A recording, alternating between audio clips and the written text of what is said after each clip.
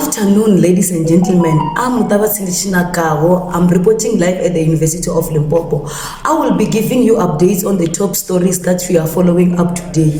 Firstly, we will look at Zizi Kodwa, who makes a surprising return to the parliament despite the ongoing step-aside rule. Then we will have an update on DA leader Helen Zille, who condemns the suspension of Ronald Gous, saying it contraries to their values. And then finally, Kenya's president, who denounces the recent policies action against demonstrate, calling it treasures after the live rounds were fired. Corruption accused former sports, arts and culture minister Zizi Kodwa, one of the members of ANC, has returned to parliament as an MP.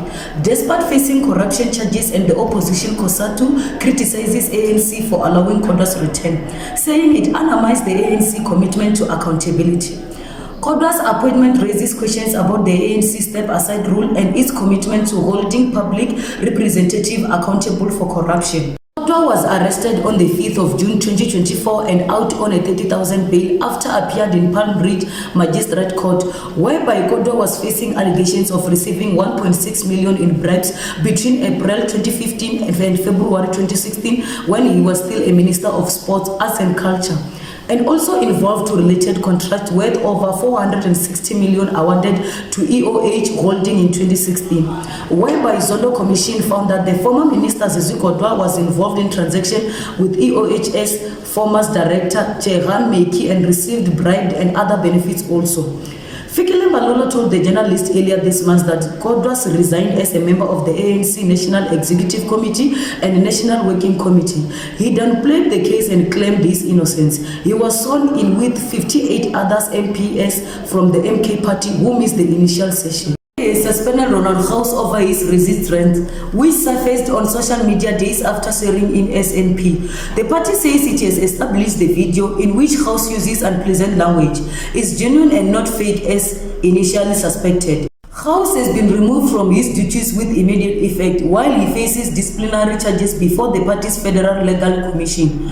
DA Federal Council Chair Helen Zille said she hoped that the matter is dealt with speedily. The former Nelson Mandela Bay councillor has been in the spotlight after he became an MP, with some people on social media posting a video he made in 2009 talking about reverse apartheid.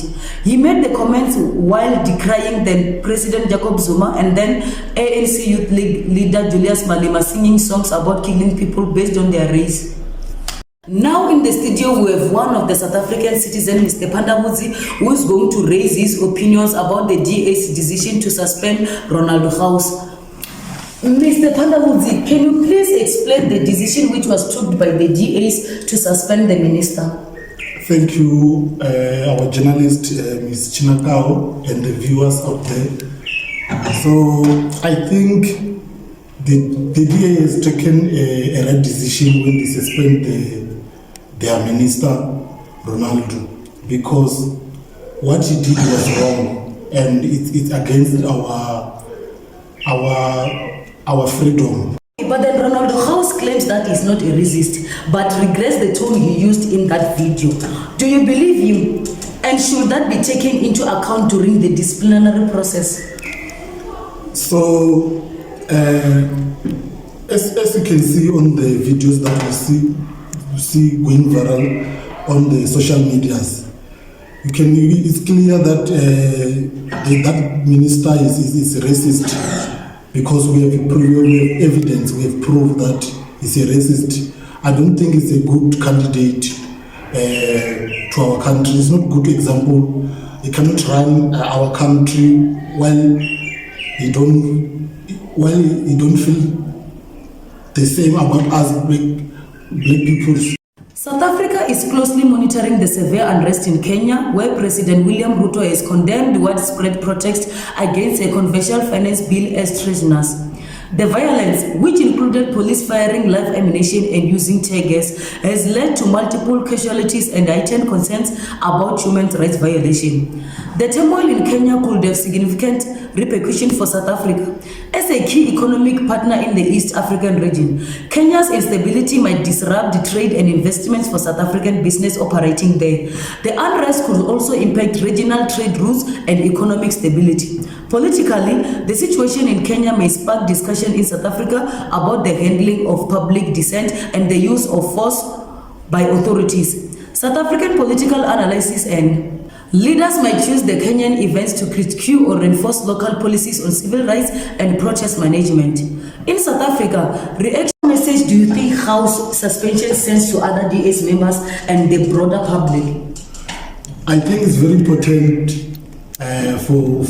for any other political member. So it must be made example so that others will see we don't tolerate racism in South Africa. We are free. We have freedom in our country, and we have rules to govern our freedom. Leaders and commenters expresses concern over the violent response by Kenyan authorities and the allegations of human rights abuses. There are calls for the South African government to consider diplomatic responses that support peaceful resolutions and human rights. Public figures, including activists and analysts, views the Kenyan situation as a critical example of the importance of protecting democratic processes and human rights. They argue that South Africa should use this opportunity to reflect on its own policies and practices related to protests and civil liberties.